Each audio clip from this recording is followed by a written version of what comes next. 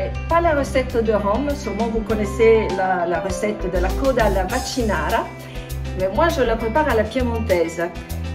Pour donner du goût, il y a de la pancetta, vous voyez c'est de la pancetta fraîche, de la cotenne de porc qui donne du goût, des baies de genièvre, des clous de girofle, de l'huile d'olive extra vierge, de l'ail.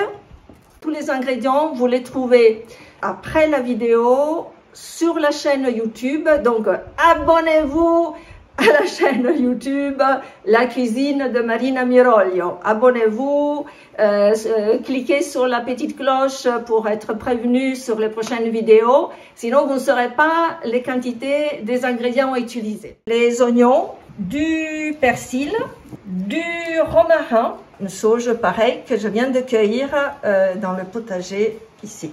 Donc céleri, branches, il y a les carottes.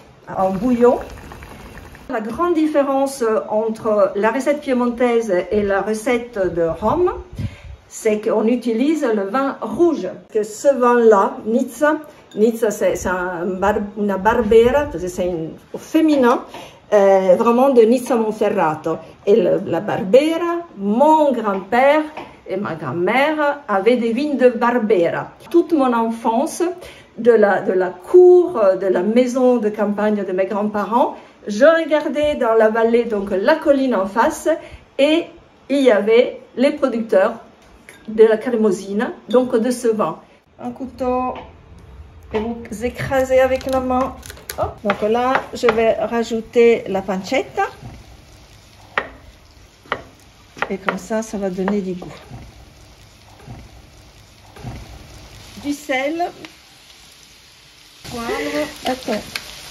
D'olive bien frémissante. Bien rissolé, bien saisi des deux côtés.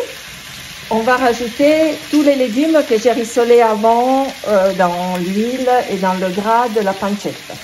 On va rajouter tout ça, du romarin, sauge, 3 feuilles de laurier, les baies de genièvre, ici des clous de girofle, le fameux vin, et on va complètement couvrir avec le vin rouge. Le vin va consommer et après on va rajouter du bouillon.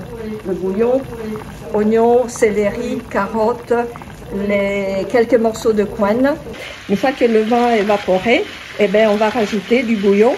La queue de bœuf doit cuire au moins 3 heures parce qu'elle doit devenir très fondante, très moelleuse, elle doit se détacher de l'os et ça va faire une petite sauce délicieuse.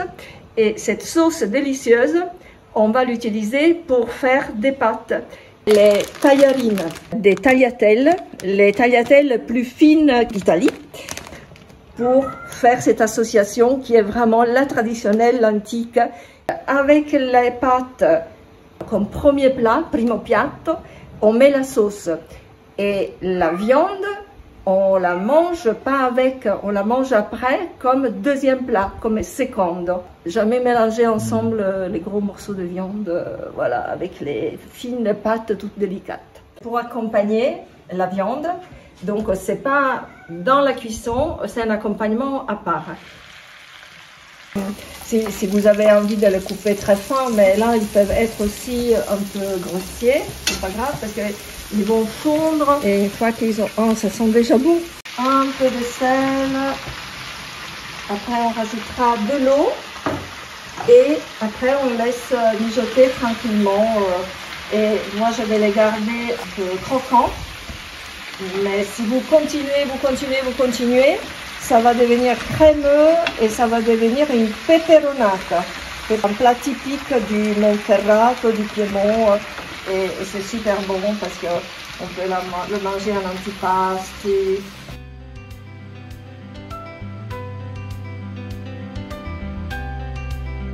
D'ici, il y a toujours du Piémont, c'est razza piemontese, c'est mon cousin, je vous l'ai déjà dit pendant que je cuisinais, c'est lui qui m'a donné cette viande qui est délicieuse.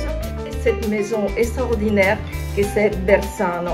Et la Cremosina, vous voyez là, il y a le nom crémosine, et bien c'est ce que j'ai vu pendant des années dans mon enfance, juste en face.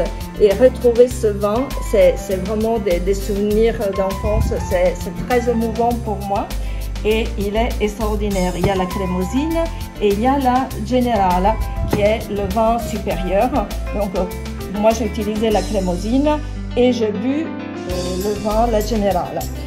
Mais c'est important, vraiment, un vin de très grande qualité pour que tous les arômes, quand ils restent quand ils s'accrochent à la viande, et donc là ça va donner le goût de braisé à la viande. Abonnez-vous à la chaîne YouTube La Cuisine de Marina Miroglio. Abonnez-vous, cliquez sur la petite cloche pour être prévenu sur les prochaines vidéos.